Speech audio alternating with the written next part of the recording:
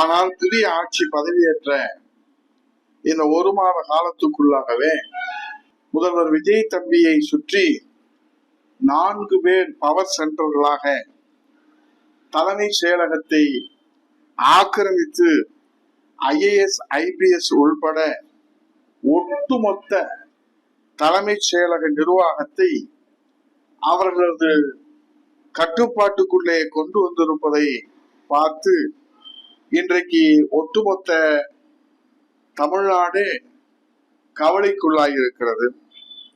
இந்த 4 பவர் சென்டர்களுக்கு முதலமைச்சர் விஜய் தம்பியின் ஆசியும் ஆதரவும் இருக்கிறதா இல்லையா என்பது ஒரு புறத்திலே கேள்வியாக இருந்தாலும், ஆனால் முதல்வர் விஜய் விண்ணதிர நான் மட்டுமே பவர் சென்டர் என்று சொன்னாரே, இந்த ஜான் ஆரோக்கியசாமி, விஷ்ணு ரெட்டி, ஜெகதீஷ், ராமகுமார் இவர்கள் எல்லாம் யார்? சுதந்திர போராட்டத்திலே கலந்து கொண்ட தியாகிகளா, அல்லது மொழி போராட்டத்திலே கலந்து கொண்ட மொழிப்போர் தியாகிகளா, அல்லது தமிழக உரிமைக்காக போராடி சிறை சென்று அந்த தமிழ் இனத்திற்கு தமிழக மக்களுக்காக போராடிய தியாக செம்மல்களா?